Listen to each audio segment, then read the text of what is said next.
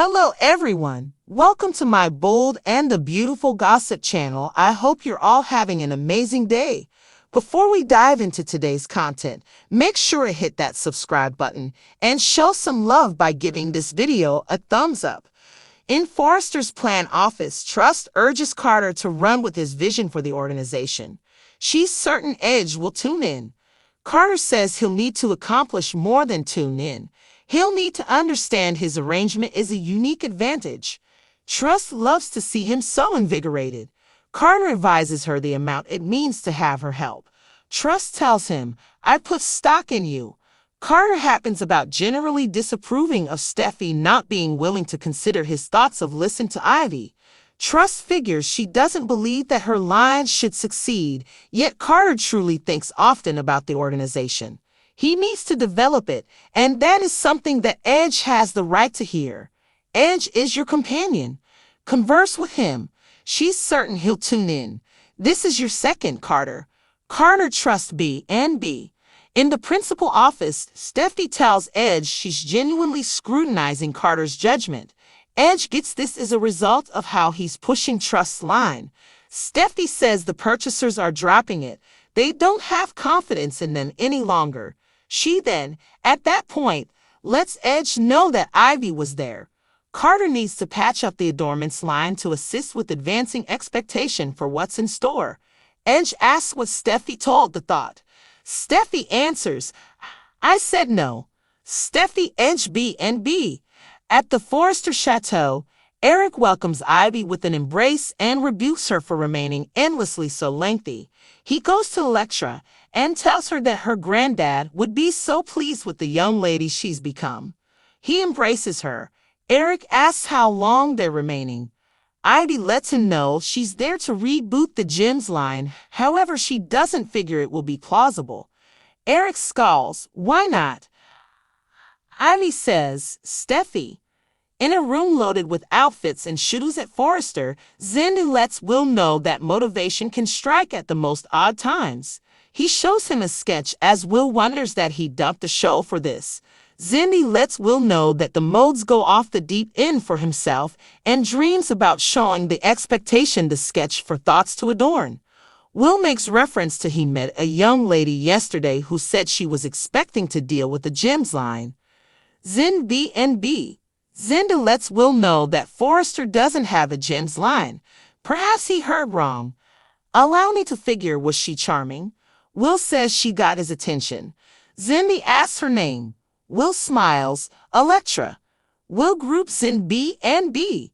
At the Forrester Chateau, Ivy and Electra go through family photograph collections as Eric refreshes them that Donna's stranded in rush hour gridlock and desires to be there soon.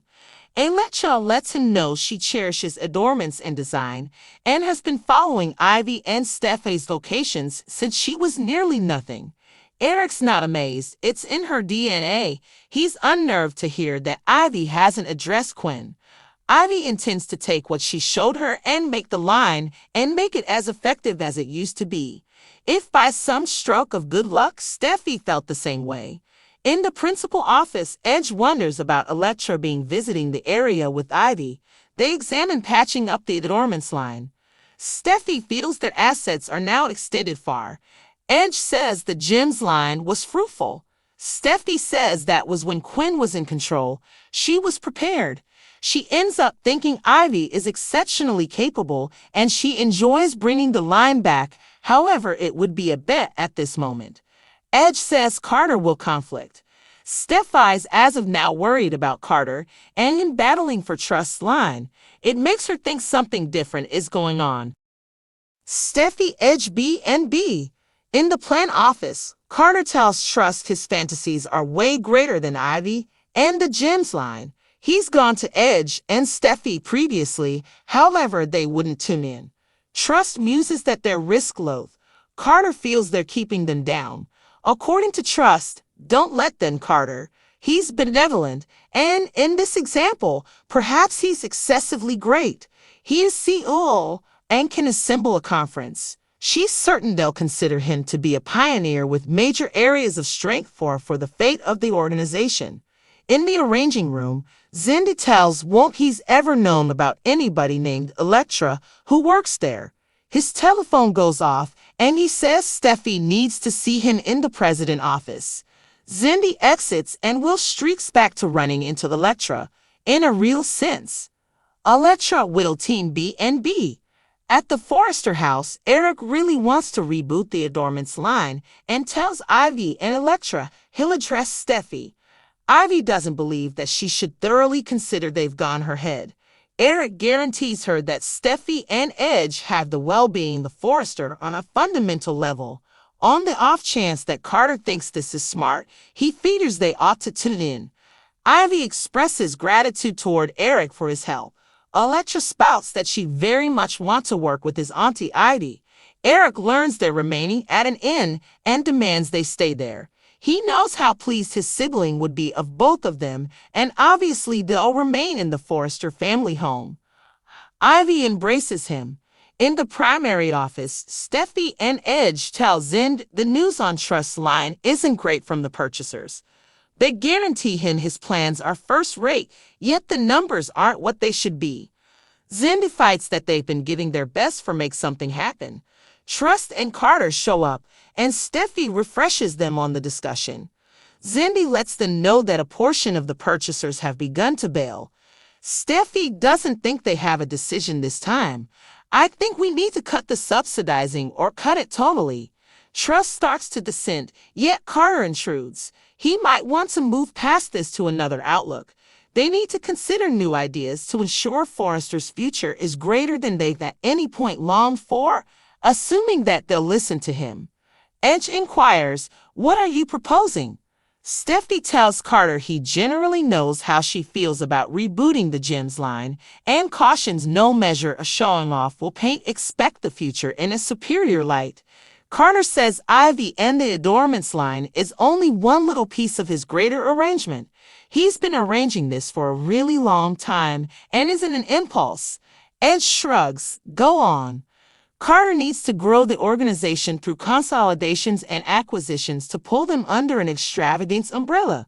Aromas, spirits, cowskin merchandise, anything is possible. This is the incredible chance. Rather than expressing not to Ivy or cutting expectations line, he believes that then should think on an excellent scale. They can do it today.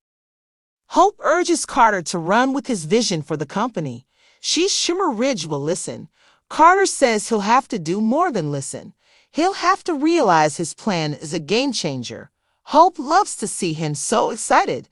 Carter tells her how much it means to have her support. Hope tells him, "I believe in you." Carter goes on about having a big problem with Steffi not being willing to consider his ideas of hear Ivy out. Hope thinks she doesn't want her line to succeed, but Carter really cares about the company. He wants to grow it, and that is something that Ridge deserves to hear. Ridge is your friend. Talk to him. She's sure he'll listen. This is your moment, Carter.